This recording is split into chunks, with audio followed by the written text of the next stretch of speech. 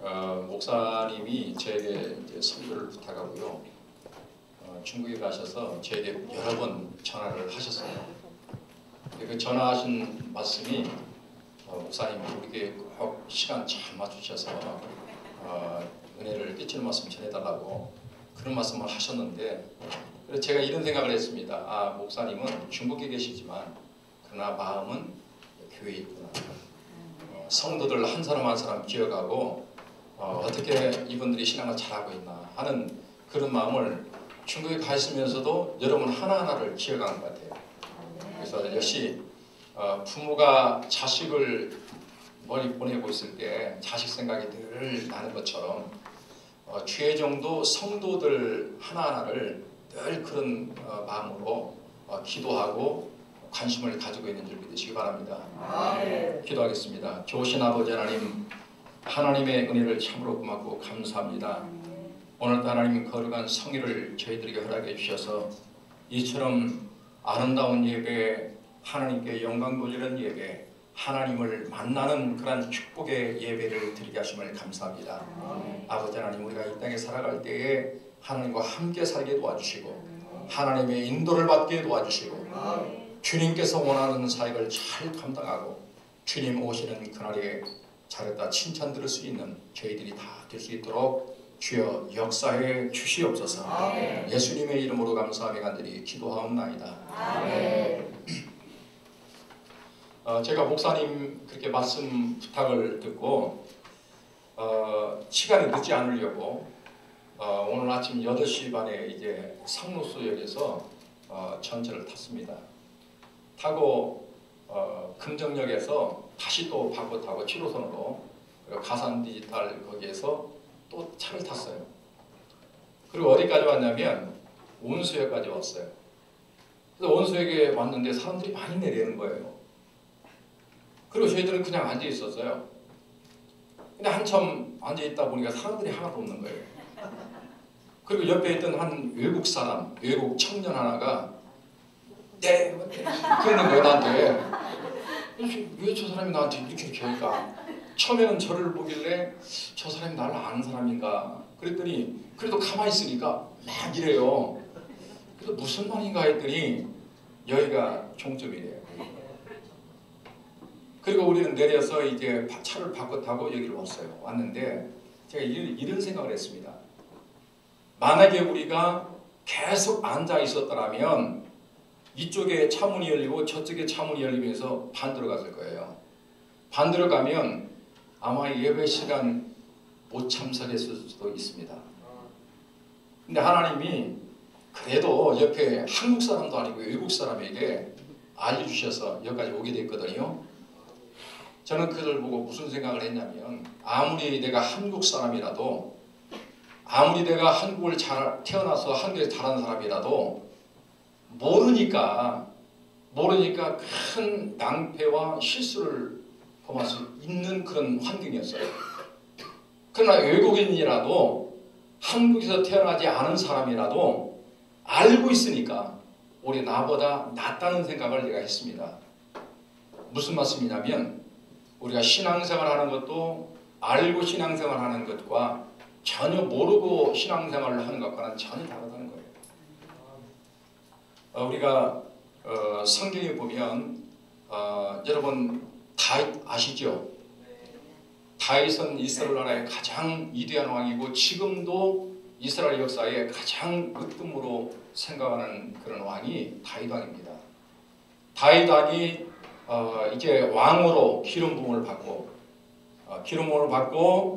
이제 나라를 통치하는데 그 마음속에 무슨 생각이 들어가냐 하면 다윗이 왕이 되기 이전에 이스라엘과 블레셋과 전쟁이 벌어졌는데 그 전쟁에서 이스라엘이 패합니다. 하나님을 믿는 그 백성이 전쟁에 지는 거예요. 그리고 하나님의 임재의 상징인 법궤를 여러분 법궤 아시죠? 하나님의 상징인 임재의 상징인 법궤를 블레셋 사람들에게 빼앗겨버려요. 그리고 어떻게 보면 하나님이 떠났다라고도 볼 수 있는 그런 상황이 벌어진 거예요. 그런데 그 이후에 다윗이 이제 왕이 되고 난 뒤에 가장 그 마음속에 불붙는 하고 싶은 그런 일이 무엇이었냐면 하나님을 다시 우리나라로 이렇게 찾아와야 되겠다 이런 마음이 들어갔어요. 그러려면 뭘 찾아봐야 돼요? 법궤를 찾아봐야 되는 거예요. 근데 법궤를 찾아오기 위해서 다윗은 많은 정성과 많은 노력을 했어요. 어떻게 하면 하나님의 법궤를 내가 하나님이 기뻐할 수 있도록 그 법궤를 우리 이스라엘 나라의 성전에 모셔올까, 이런 다윗이 고민과 기도하면서 법궤를 가져올 여러 가지 준비를 했습니다. 그래서 처음에는 수레를 만들어요. 아주 새로운 수레, 남들이 썼던 수레가 아니라 새로 수레를 만들고 온갖 준비를 다 하고 이제 보내서 법궤를 이제 실어 오는 거예요. 그러니까 법궤를 수레에다 올려놓고 실어 오는데, 지금이야 여러분 도로가 아스팔트가 깔려서 이렇게 좋은 도로가 있지만 옛날에는 피포장 도로기 때문에 덜컹덜컹 또 좌우로 흔들리고 그러잖아요.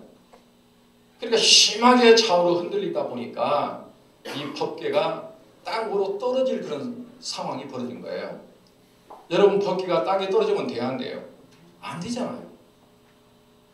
그래서 옆에 있던 우사라는 사람이 떨어지면 안 되기 때문에 딱 잡았단 말이에요. 잘한 일이에요? 잘못한 일이에요? 예? 떨어지는 걸 잡았잖아. 하나님을 위하는 마음으로 떨어지는 법궤를 잡았어요. 그런데 하나님의 상을 주고 축복을 주고 더 좋은 길로 인도해야 되는데 우사는 불행하게도 그날 하나님의 심판으로 죽습니다. 여기서 우리는 무엇을 깨달아야 되냐면, 하나님을 믿는 것도 모르고 무대뽀로 하는 것 하다가는 하나님을 했는데 사실은 하나님이 일이 아닌 거예요. 교회에서 많은 성도들이 신앙생활을 할 때 내 뜻과 내 생각으로 하나님의 일을 한다고 할 때 잘못하면 하나님의 뜻과 생각에 배치될 수 있다는 얘기예요. 왜 그러면 이 우사가 죽었을까요? 여러분 성경에 보면, 민수기에 보면 이렇게 나와요. 하나님의 성물은 아무나 다룰 수 있나요? 없나요? 없어요. 하나님이 선택한 레위 지파만 그거를 다룰 수 있습니다. 또 하나는 법궤는 수레에다가 싣고 가도록 되어 있습니까? 아니면 법궤 메고 가도록 되어 있습니다. 법궤는 내 지파가 아닌 사람이 손을 대도 안 되고, 그게 하나님의 법인 거예요. 그게. 그 다음에 법궤는 수레에다 실어서 나가는 게 아니고 사람이 직접 메고 가야 돼요. 하나님은 어떤 도구를 통해서 하나님의 가까이 원하는 것이 아니고 사람의 인격적인 만남을 원하셔요. 그렇게 하기를 원하셔서 그렇게 했는데, 다윗도 초기에는 수레 만들어서 옮기려고 하는 건 실패한 거예요. 그 다음에 우사도 법궤를 손을 대서는 아니 되는데 손을 댔기 때문에 그런 큰 불행이 그에게 온 거예요. 여러분 신앙생활은 내 생각으로 내 뜻대로 막 한다고 되는 건 아니에요. 여러분 잘 말씀을 알고, 그래서 말씀을 알아야 돼요? 몰라요? 말씀을 그래 잘 알아야 돼요. 말씀을 잘 알아야 하나님 앞에 내가 충성도 하고 내가 한 것이 하나님께 상달이 되고 또 교회에 유익이 되고 하나님 나라 확장에 유익이 될 수 있다는 거예요. 근데 그렇지 아니하면 내가 하나님의 일을 한 것 같은데 그러나 실상은 하나님의 일이 아닐 수가 있다는 거예요. 열왕기상 6장에 열왕기하 6장에 보면 그 엘리사라고 하는 이스라엘 나라의 가장 능력이 많았던 선지자가 등장합니다. 그런데 그 엘리사 선지자의 수종드는 사람이 누구냐면 게하시였어요. 근데 그 나라를 항상 호시탐탐 노리고 있는 나라가 아람 나라예요. 이 아람 나라는 기회만 되면 이스라엘 나라를 어떻게 함락시키고 자기 나라 속국으로 만들어야 되겠는데 이 사람들이 늘 호시탐탐 노리고 있는 거예요. 그래서 아람 왕이 이스라엘 사람이 전혀 모르는 방법으로 어떤 비밀 계획을 세우고 그 나라를 삼키기 위해서 작전을 짜요. 아무도 모르는 겁니다. 자기 참모들밖에 모르는 거예요. 그런데 그 작전을 짜서 어떤 실행을 하려고 할 때 번번이 이스라엘 나라는 다 알고서 미리 대책을 써서 그걸 무너뜨리는 거예요. 이것이 한두 번이 아니에요. 이스라엘 아람 왕이 고민에 빠집니다. 이렇게 비밀스러운 작전을 했는데 어떻게 그들이 알았을까? 이건 우리나라에도 참모들만 알고 있는 일인데 어떻게 알았을까? 이제 번민하기 시작하면서 아람 왕이 이런 생각을 합니다. 그래, 맞아. 우리 안에 어떤 첩자가 있을 거야. 그렇지 않고선 이건 어떻게 할 수 있겠느냐. 자기 나라 안에 핵심 측근 중에 어떤 첩자가 있는 걸로 생각을 했어요. 그리고 참모들을 불러서 분명히 이 안에는 이스라엘과 내통하는 첩자가 있을 거다. 그래서 물어보니까 이 참모들 중에 이런 얘기를 하는 거예요. 왕이시여, 우리나라에 첩자가 있는 것이 아니라 이스라엘 나라는 게하시라고 하는 선자가 있는데 그 게하시라는 선자는 얼마나 능력이 많은지 왕이 침상에서 하는 말까지 다 합니다. 그러니까 아람 왕이 이스라엘 나라를 이 엘리사 때문에 점령할 수가 없는 거예요. 그래서 결국은 이 아람 왕이 엘리사를 죽이기 위해서 모든 군사적인 것을 준비하고 엘리사가 도담성에 있을 때 거기를 포위를 해요. 몇 겹으로 포위를 합니다. 엘리사의 하인 게하시가 그 상황을 보니까 이미 죽은 거예요. 우리는. 이렇게 많은 군사가 우리를 에워싸고 있는데 우리 둘밖에 없는데 우리가 어떻게 살아날 수 있을까? 절망과 고민에 빠져요. 그리고 얼굴이 시퍼게 질려서 선자 게하시게 말합니다. 선생님, 어떻게 하면 좋습니까? 우리는 이제 모든 것이 끝이 난 것 같습니다. 그런데요, 엘리사는 전혀 걱정한 기색이 없어요. 태연합니다. 우리 자신만만 합니다. 근데 게하시는 그런단 말이에요. 그래서 엘리사가 하나님께 기도를 해요. 하나님, 저 무지한 종의 눈을 한번 열어주세요. 그래서 하나님이 역사하셔서 게하시의 영적인 눈을 연 거예요. 영적인 눈을 뜨고 보니까요, 아람 나라의 군대보다 더 많은, 더 강력한 군대가, 천군천사가 불말과 불병거를 가지고 와서 다 감싸고 있는 거예요. 보호하고 있는 거예요. 그러면 여러분, 게하시는 왜 두려워했을까요? 왜 염려, 걱정하고 불안했을까요? 그거는 영적 세계를 몰랐기 때문이에요. 우리가 신앙생활하면서 하나님을 섬기면서도 하나님을 모르면 우리는 하나님 섬긴다고 하면서도 불안한 생활을 살아야 돼요. 늘 살면서도 염려, 걱정하는 마음으로 살아야 됩니다. 그래서 우리는 하나님을 아는 것이 중요합니다. 하나님은 어떤 분인가? 하나님은 나에게 어떻게 대하는 분이고 나를 어떻게 인도하시는 분인가? 내가 무엇을 하기를 원하나? 이런 것을 아는 것이 대단히 중요하다는 거예요. 알기를 주님으로 축원합니다. 오늘 읽은 성경은 사도 바울이 이제 세계 모든 나라를 다니면서 전도할 때예요. 사도 바울은 세 번 일생에 세 번을 크게 전도하는데 우리는 그거를 나눠서 1차 전도회, 그 다음에 2차 전도회, 그 다음에 3차 전도여행을 하는데 사도 바울은 대단한 능력이 있는 주의 종이기 때문에 가는 곳마다 큰 기적과 이사를 나타내면서 많은 교회를 세우고 많은 사람을 주님께로 돌아오게 했습니다. 그런데 그렇게 능력이 많고 성공적인 선교사가 했던 바울이 한 번 엄청난 실패를 하는 그런 일이 있었는데 그게 어디냐면 오늘 본문 읽은 내용이에요. 여기 보면 아덴이라고 하는 도시가 나옵니다. 여러분 아덴이 어딘지 아세요 혹시?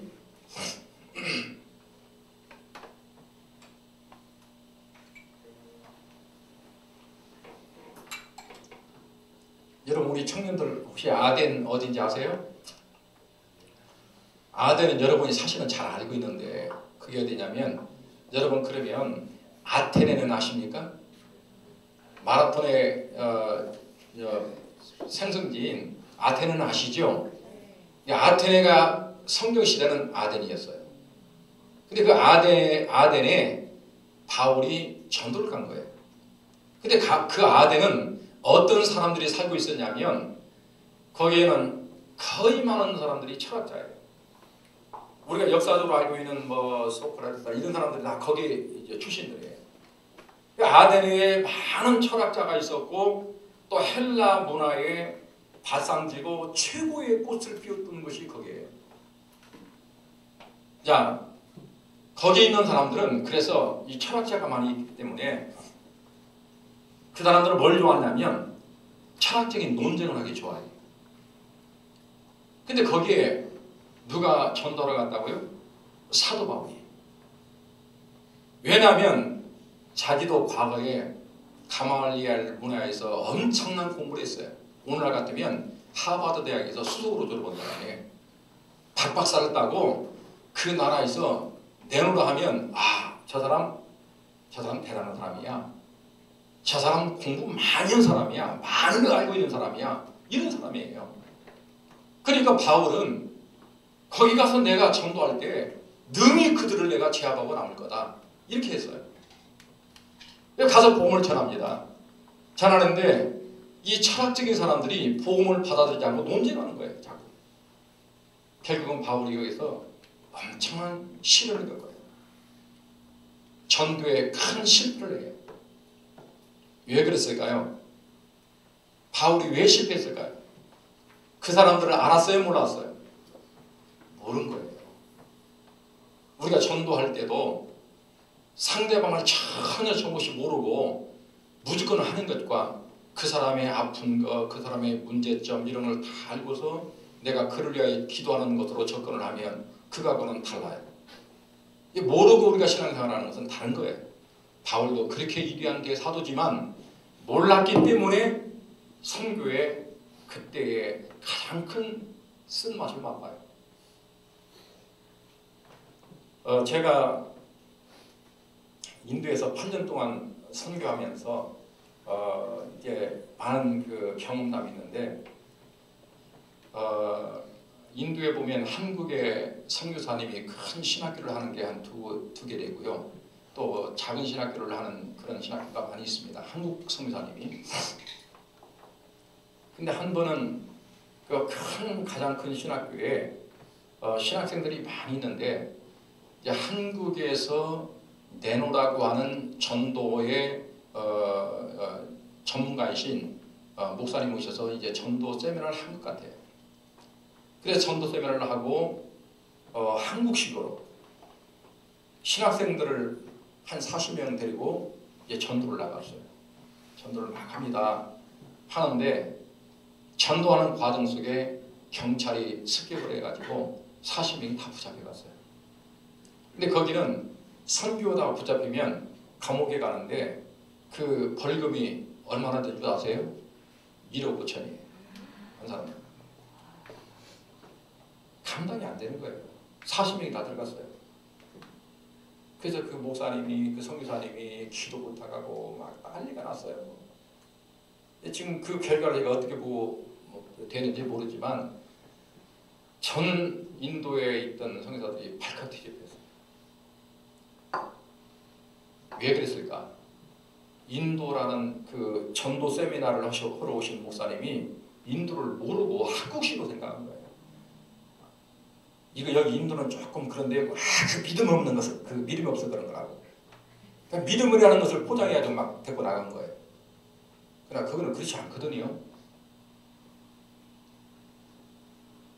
제가 이제 선교할 때 한국에서 고구마전도 여러분 아십니까? 고구마전도 들어보셨어요? 어이구, 고구마전 안 들어보셨어요? 고구마전도는 뭐냐면 여러분 고구마 삶아봤어요? 안 삶아봤어요? 삶아봤어요. 고구마가 익었는지 안 익었는지 어떻게 알아요? 예? 젓가락으로 쿡 찔러보잖아. 그럼 푹 들어가면 익은 거고 잘 안 들어가면 잘 안 익은 거예요. 성도를 뭘로 봤느냐 고구마를 본 거예요. 이 불신자를. 그 불신자를 내가 전하는 복음이 들어가면 먹히면 감자가 익은 것처럼 푹 들어가는 거예요. 근데 안 받아들이는 거예요. 그럼 안 들어가는 거예요. 그게 고구마 전도예요. 이제 그걸 이제 하는 목사님이 오셨어요. 오셔가지고 전도 세미나를 했습니다.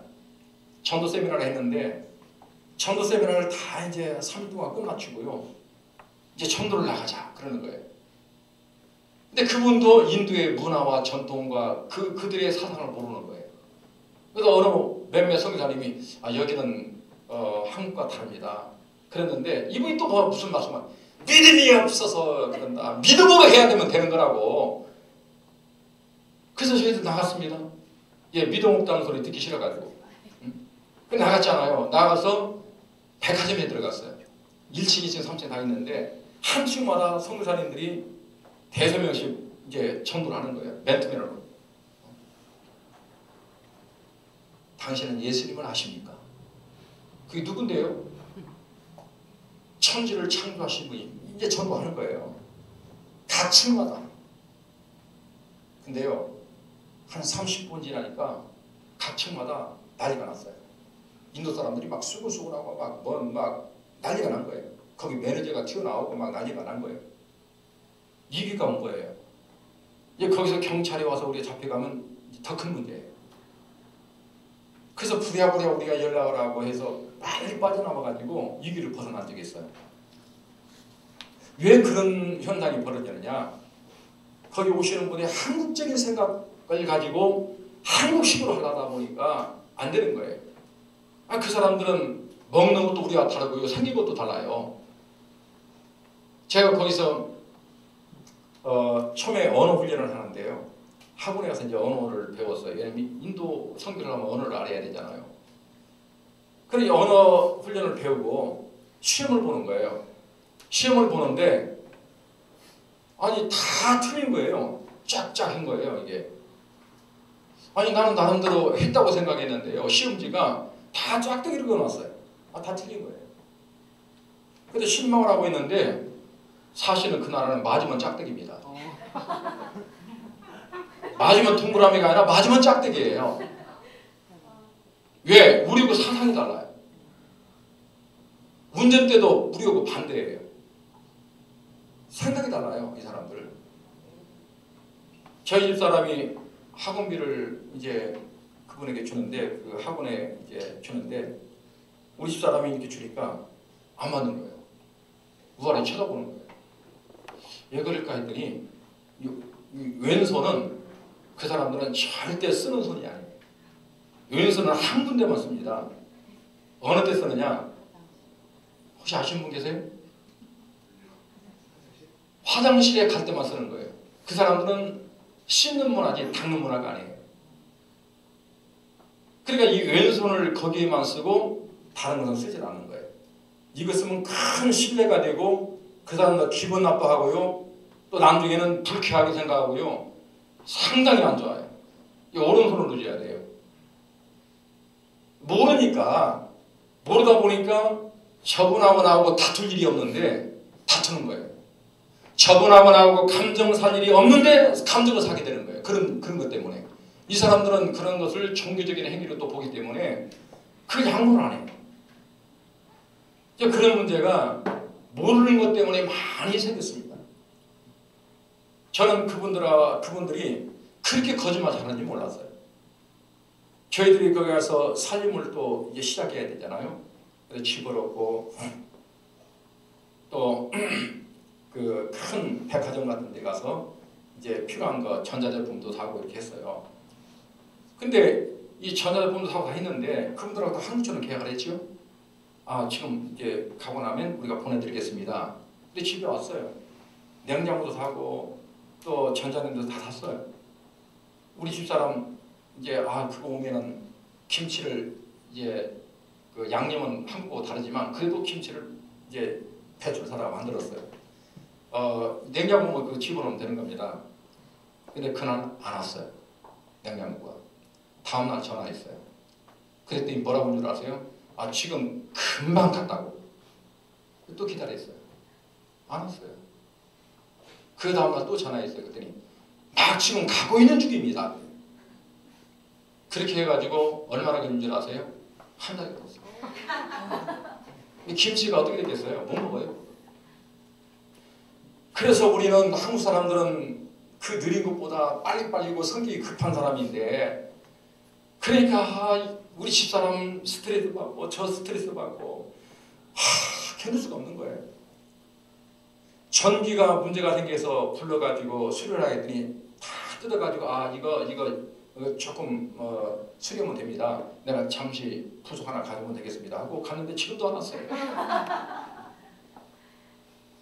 그래서 저희가 이제 너무 답답해가지고 이 나라에서 어떻게 전도할까? 덥기는 하죠. 그렇죠. 그랬더니 한 선교사님이 오셨어요. 오래된 선교사님이. 그래서 우리 사정을 다 듣더니 웃으면서 이런 얘기하는 거예요. 목사님, 여기 거짓말은요 우리가 즐기면서 드려야 돼요. 그래서 예 그런가 역사적인 것을 내가 추적해서 알아보니까 영국에 200년 동안 식민지 통치를 받은 사람들이에요. 이 사람들. 그러니까 이 사람들은 종의 근성이 있어요. 종의 근성. 그래서 이 사람들은 가족끼리는 똘똘 뭉치고 기회만 되면 나밖에 몰라요. 내가 살아남고 내가 이익 취하고 이런 문화적인 게 있어요.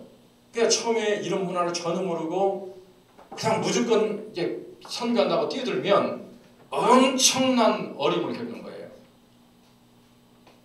그래서 제가 인도에서 선교할 때 2년 동안을 준비했습니다. 2년 동안 선교사님 따라다니고 그 사역지를 보고 현지인들 만나고 그들 교회를 가보고 준비를 한 거예요. 그러다 보니까 인도가 어떤 나라다 하는 걸 알겠는 거예요. 저희가 사역지를 만들어 놓고 교회를 이제 시골에 얻어서 했는데, 교회를 갔는데 화장실이 없는 거예요. 급한데. 그래서 우리 사역자에게 여기 화장실이 어디 있느냐 그랬더니 저 따라오세요. 그러더니 자꾸 데리고 가는 거예요. 그랬더니 산으로 데리고 가더라고요. 거기 전체가 다 화장실이에요. 그게. 그래서요 시골에 가면 인도는 새벽이면 그 동네 옆에 호수가 있잖아요. 온 동네 사람들이 호수가에 다 앉아 있어요. 이를 보고 물로 씻어야 되니까. 그래 온 동네 사람들이 앉아서 둘이 앉았을 때 얘기도 하고 뭐 이쪽에 여자들이 앉아서 얘기하고 뭐 그러는 거예요. 화장실이 없으니까.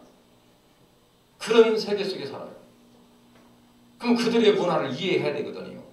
그들은 인도는 물이 부족하기 때문에 목욕을 잘 안 해요. 냄새도 많이 나죠.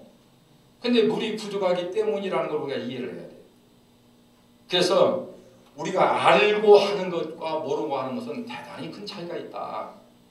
여러분은 우리 박 목사님은 선교도 많이 하시고 또 여기도 선교 대단한 관심을 가지고 있는 줄 알고 있는데, 여러분 알고 하는 것과 모르고 하는 것은 대단히 차이가 납니다.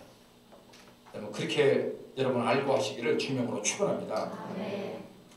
제가 7년째 되는 해에 교회를 건축했어요. 아름답게 건축했습니다. 그리고 이제 초기에는 쫓겨도 나고 핍박도 당하고 동네 사람들에게 무시도 당하고 뭐 그랬거든요. 그런데 한 7년 정도 지날 때는 온 동네 사람들이 저희들을 인정을 했어요. 그리고 교회 창립 예배 드릴 때 성탄 때 온 그에 뭐 한 10개 되는 마을이 다 와요. 교회. 밥을 이만한 도라목 깡통으로 다 해도 부족할 정도예요. 그렇게 이제 교회를 하는데 인도 경찰이 그걸 알았나 봐요. 이제 우리는 사역자한테 우리가 직접 선교사다, 목사다 나서서 할 수 없어요. 신분을 숨겨야 돼요.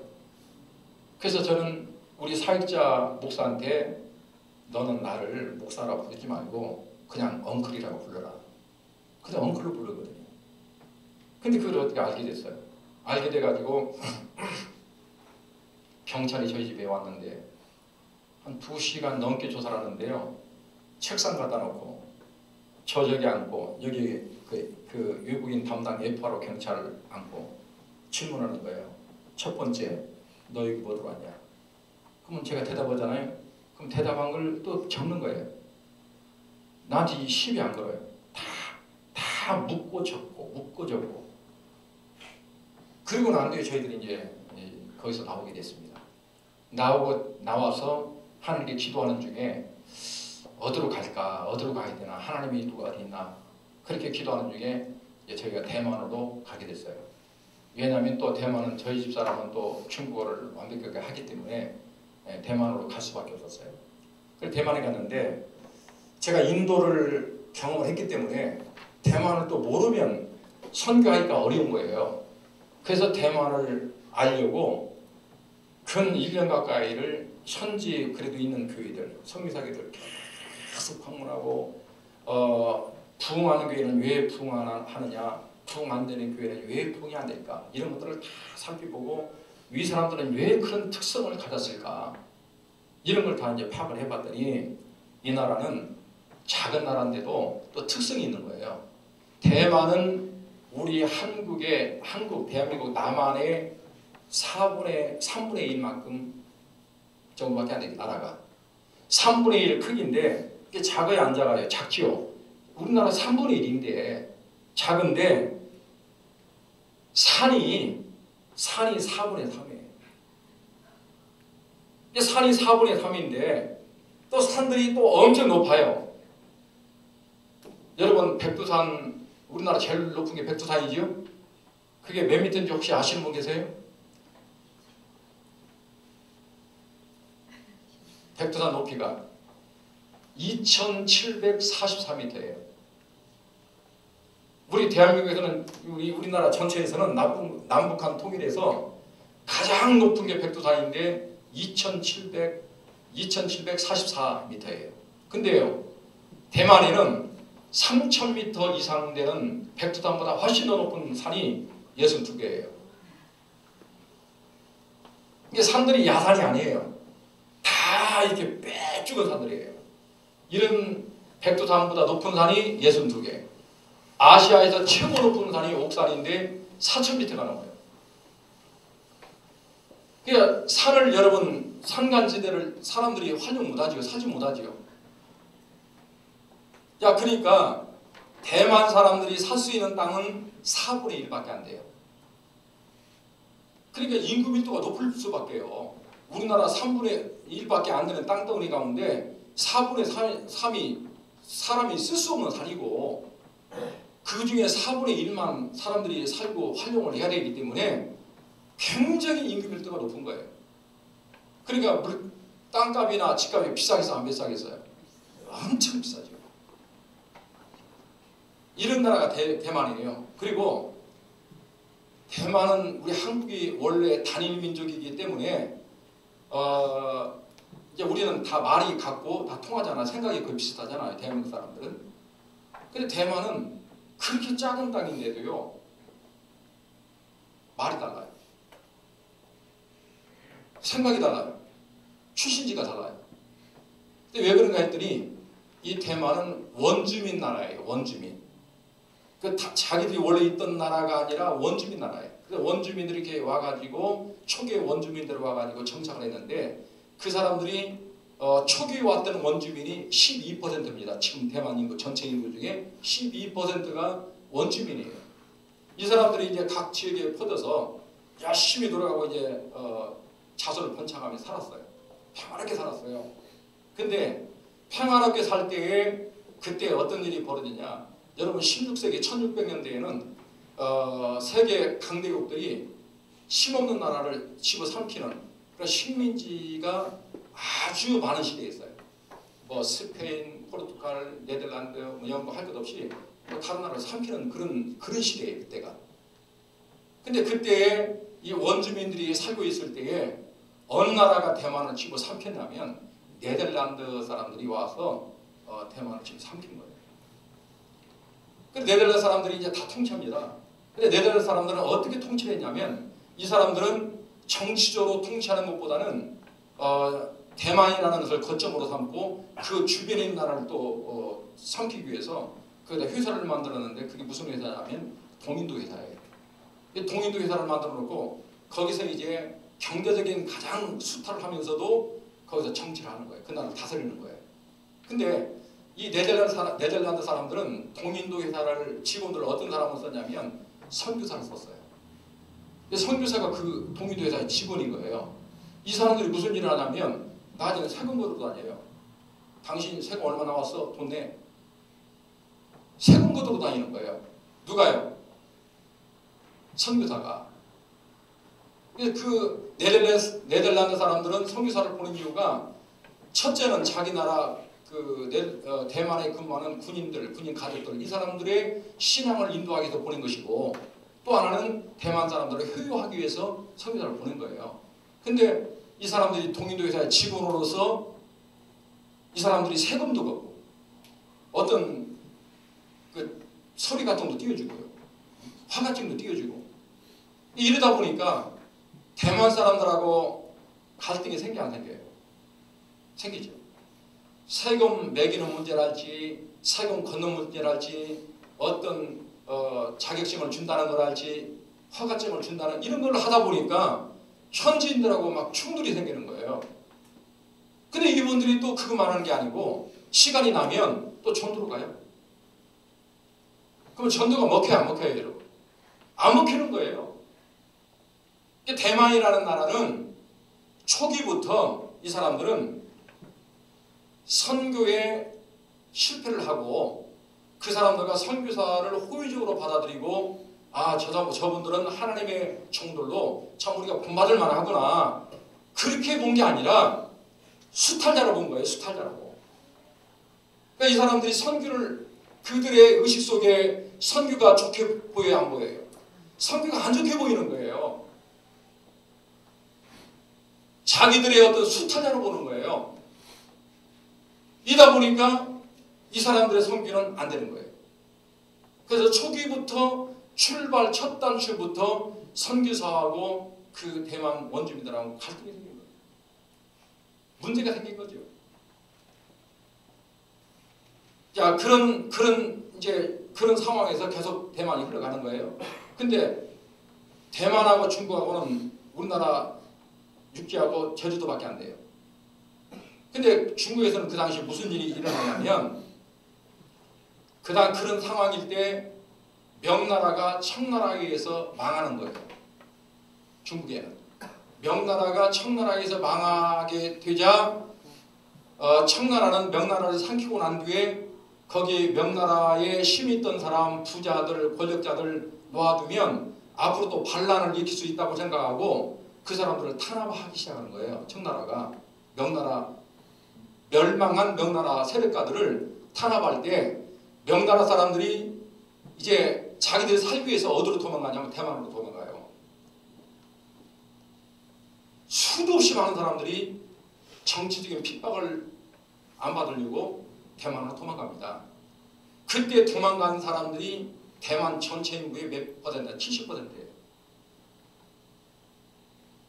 이 사람들이 대만에 와요. 그리고 그때 대만에 올 때 명나라 그 나라에 군사적인 실세를 가진 사람이 누구 있었냐면 정성봉이라는 사람이 있었는데 그 사람이 또 군사를 이끌고 또 대만으로 와요. 와서 보니까요. 대만에 코군 사람들이 다 잡고 있는 거예요. 네덜란드 사람들이. 그래서 그들하고 전쟁을 해요. 또. 전쟁을 하면서 중국의 명나라에서 건너온 정성봉이 승리하고 네덜란드 사람들이 물러갑니다. 그래서 38년 동안 네덜란드 사람들이 통치를 했는데 그게 이제 막을 내려요. 그리고 정성봉이라는 사람이 그 대만에 해방을 시켰기 때문에 지금도 대만에 가면 정성봉이라는 사람이 민족 영웅이에요. 근데 불행한 것은 뭐냐면 그나마도 네덜란드 사람들이 잘은 못했지만 그나마도 했던 선교가 중단이 돼요. 거기서 더 이상 이 정성봉의 옹으로 말미암아 선교가 이제 없어져 버린 거예요. 그래서 이 정성봉이라는 사람이 대만을 그 후손들이 23년간을 통치를 해요. 근데 23년간을 통치를 하면서 이 사람들이 기반을 탔잖아요. 근데 중국에서는 청나라가 이제 다 정립이 되고 난 뒤에 정신을 차리고 대만을 보니까 명나라 찬존 세력들이 언제 또 청나라를 또 이용할지 모른다고 생각하고 청나라가 토벌군을 보내요. 대만에. 그래서 청나라 토벌군이 이 대만에 있던 그 명나라 잔존 세력을 다 청소를 해버려요. 그리고 청나라가 또 잡는 거예요. 그 나라를. 역사적으로 보면 대만의 선교가 뿌리를 내릴 수 없도록 그런 역사적인 많은 과정들이 있는 걸 볼 수 있습니다. 그래서 이때의 대만이 선교의 암흑시대가 돼요. 그리고 이제 세월이 200년이 지나요. 200년이 지나고 난 뒤에 중국에 전쟁이 벌어지는데 그 무슨 전쟁이냐면 여러분 혹시 아펜 전쟁 들어본 적 있어요? 아펜 전쟁. 그 아펜 전쟁이 17세기에 이제 전쟁이 벌어지는데 영국, 프랑스 이 연합군이 중국을 많이 먹어요. 삼켜요. 삼키고 그 닫혔던 중국의 문이 그때 열려요. 개방이 돼요. 개방이 되면서 가장 중요한 것은 선교의 문이 열렸다는 거예요. 그래서 영국 선교사가 1865년 6월 16일 날 정식으로 영국 장로교에서 선교사를 정식으로 어떤 절차를 밟아서 중국에 파송을 해요. 그날을 중국 사람들은 선교 기념일로 지금도 그 사람은 지키고 있습니다. 이 사람들이 와가지고 어떻게 했느냐, 선교가 그런 과거 역사가 안 좋은 선교 역사가 있었단 말이에요. 그래서 이 사람들이 한 일이 뭐냐면 처음에 가서 병원을 세워요. 왜? 지역 주민들에게 우리가 당신들에게 유익한 사람이야. 우리는 당신들에게 필요한 사람이야. 과거의 그 사람과 달라. 우리는 당신들에게 뭔가 유익을 주러 왔어. 이러기 위해서 병원을 세워요. 학교를 세워요. 지금도 그런 병원과 학교가 지금도 크게 남아 있습니다. 그래서 영국 사람들은 선교를 잘하는 거예요. 그래서 이때부터 이제 선교가 좀 되기 시작하면서 교회가 조금씩 생기기 시작한 거 이때예요. 그래서 그 영국의 선교사 파송한 때부터 지금까지 기간을 보면 150년이에요. 대만의 선교사가 간 것이 150년 됐어요. 근데 우리 한국은 얼마나 됐어요? 한국은 100년 조금 넘었어요. 우리보다 선교는 50년이 앞섰어요. 그런데 신앙의 선교의 기본 틀이 우리 한국의 과거에 왔던 선교사님들이 잘했던 것과 달리 거기는 정착할 기회가 없었고 반감이 많았고 그러다 보니까 복음이 안 들어가는 거예요. 그런데 지금도 기독교인이 한 3%가 안 돼요. 지금도 우리보다 50년 앞섰는데도 복음이 안 들어가는 거예요. 자, 이렇게 암흑시대일 때 그 다음에 30년이 지나니까 일본이 우리나라도 삼키고 또 중국도 삼키잖아요. 일본이 1945년도에 삼키고 일본이 대만을 또 삼키면서 복음이 또 중단돼요. 선교의 암흑시대가 된 거예요. 한 번도 뿌리를 제대로 내리는 그런 기회가 없는 거예요. 그러면서 일본이 결국은 또 이제 패망해서 물러나가잖아요. 우리는 해방이 됐어요. 대한민국. 그러나 불행하게도 남한과 북한이 갈라지게 됐어요. 그러나 중국도 그 당시는 공산주의가 특세한 때인데 그때 나라의 통치를 하는 사람이 누구냐면 여러분 그 장개석 혹시 아세요? 장개석 총통이 중국의 정부의 실세예요.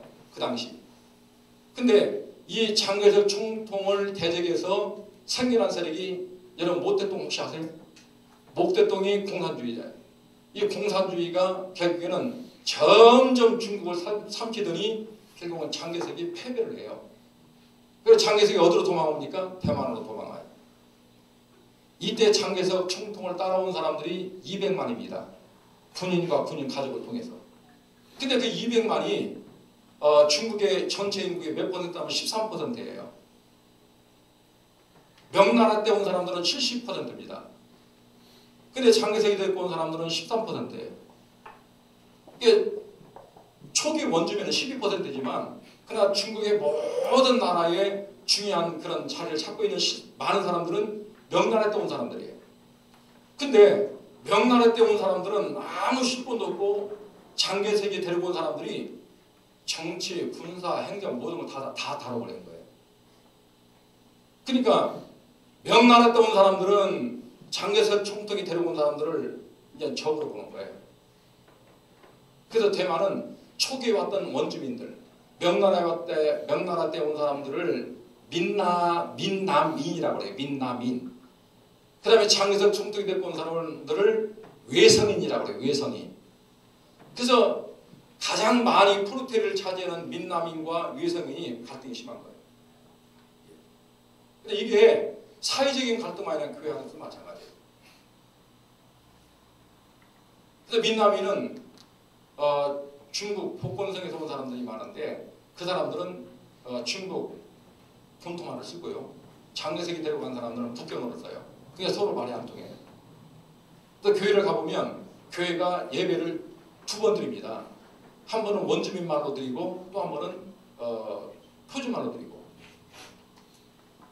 이런 현상을 보면서 야, 대만 이 나라를 우리가 보험된다는 것을 어떻게 할까 고민되는 거예요. 이런 역사적인 과정을 통해서 전도하면 먹혀 안 먹혀? 지금도 안 먹혀요. 참 어려워요. 대만의 나라가 까다로워요. 가장 이제 어려운 게 뭐냐면 이 사람들은 우상숭배가 아주 조상 때부터 그게 당연하고 그것이 축복이고 그것이 우리의 생활이고 그렇게 생각하는 거예요. 그래서 이 사람들은 그 우상숭배가 복의 근원이라고 생각을 해요. 그래서 아침에 이 사람들 직장 가는 사람, 일하러 가는 사람, 사업하는 사람들도 아침에 일하면 그냥 자연 습관적으로 그 우상숭배는 절 같은 데 가서 이게 창고 꽂고 이거 하고요. 복 달라가고 자연스러워요. 이 사람들. 그럼 우리가 보험을 전도하면 니네는 니네 거 믿고 우리는 우리 거 믿는다 그래요. 이런 사람들. 그래서 대만에는 우상이 많은데 불교가 35%. 저는 절들이 다 지어진 절들이 불교인 줄 알았어요. 근데 그게 아니고 도교가 또 33%입니다. 도교. 불교가 아니고 도교. 그 다음에 천주교가 1.4%. 개신교가 한 3% 미만이에요. 자, 이런 상황들을 공을 지나는데 근데 또 문제는 뭐냐면 대만은 가정의 문제가 많아요. 대만은. 그렇지 대만은 물가도 한국하고 같고 더 비싼 것도 많아요. 근데 이 사람들은 월급은요 엄청 작아요. 평균 한 100만 원 수준이에요. 이 사람들.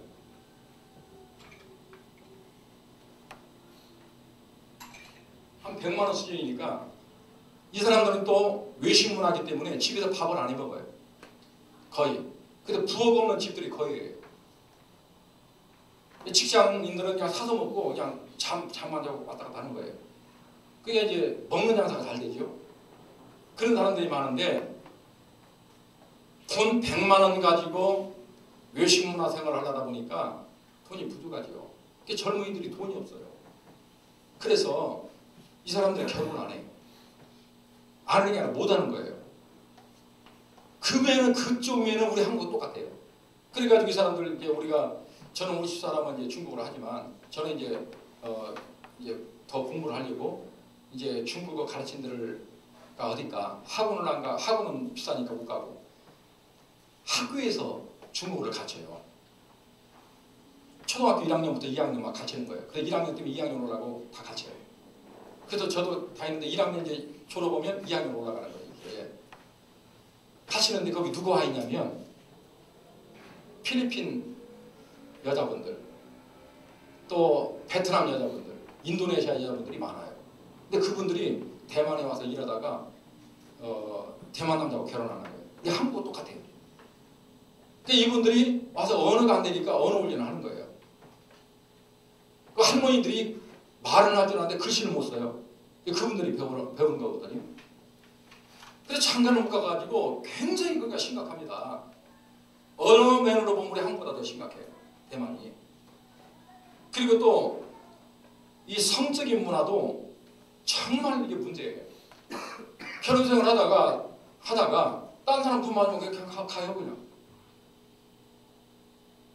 이런 문화 구조가 되어 있는 대만이기 때문에 겉으로는 평화롭고 별 문제 없고 그냥 정상적인 나라 같은데 뚜껑을 열어보면 그런 무질서하고 어떤 성적인 문제도 있고 이혼이 급증하고 어느 날 갑자기 아내가 딴 남자한테 가버리고 남편이 딴 남자한테 가버리고 이런 심각한 그런 문제가 있다는 거예요. 근데 더 큰 문제는 대만 교회를 가보니까 대만 교회가 정말 문제가 큰 것이 이 사람들은 역사적으로 성격학과 비정상적으로 왔잖아요. 뿌리를 내리지 못하고 왔잖아요. 그러다 보니까 교회정이 거의 없었어요. 그냥 믿음을 가진 사람들이 자기들끼리 모여서 이제 교회를 만들고 하다 보니까 그 선교사들이 지어진 교회를 지키다 보니까 평신도들이 지켰던 거예요. 그러다 보니까 이분들은 어떤 의식을 가지냐면 교회 주인은 우리다 하고 평신도들이 주인이라고 생각을 해요. 목사를 초청할 때도 3년 계약하고 5년 계약하는데 이 사람을 주의종으로 생각하는 것보다는 월급쟁이로 생각을 해요. 월급적으로 생각하고 쓰고 마음에 안 들면 그냥 나가라고. 그러니까 주의종을 통해서 말씀을 배워야 되는데 그럴 기회가 없는 거예요. 그리고 목사님들은 거기서 한 달이면 2번은 다른 교회 가서 설교하고 2번은 다른 목사님들이 여기 가서 설교하고 2번 교회에서 설교하는 거예요. 그래서 제가 고민하기를 목사는 성도를 인도할 때 영적으로 어떤 문제가 있는가, 무엇이 필요한가 하나 우리가 예배를 드리면서 우리가 이제 점검하고 우리가 또 말씀 준비하고 거기에 맞춰서 자꾸 입격을 하잖아요. 여러분은 모를지라도 주의종 그러거든요. 성경 공부는 뭐가 필요하나? 지금 우리 교회 성도는 영적 수준이 이 정도인데 뭐가 필요하고 차근차근 그거를 보충해 나가는 거란 말이에요. 그런데 그거는 하루 이틀에 되는 문제가 아니에요. 그거는 1년, 2년, 3년을 성도를 늘 지켜볼 때 그게 가능한 거예요. 근데 거기는 2번은 예배를 딴 데서 드리고 2번은 다른 사람한테 드리니까 성도를 체크할 그런 수가 없어요. 신앙이 장로가 돼도 구원을 받았습니까? 하나님 어떤 분입니까? 몰라요. 이런 상태다 보니까 어느 면으로 보면 한국은 참 축복받은 나라인데 이런 상태다 보니까 대만교회가 정말로 성장하지 못하고 양적으로 말씀으로 성장을 못하는 거예요. 그리고 아까 찬양 이제 은혜받게 제가 봤는데 대만은 찬양이 전부예요. 그래서 20년 전에 온누리교회를 통해서 찬양을 이 사람들이 배워가지고 예배하기 전에 찬양을 자들이 이 사람들은 찬양을 정성스럽게 또 찬양은 아주 은혜스러운 거 골라가지고 뭐 저도 은혜 받을 정도예요. 근데 찬양이 끝나고 나면 나머지 말씀이든 뭐든 그게 중요한 게 아니에요.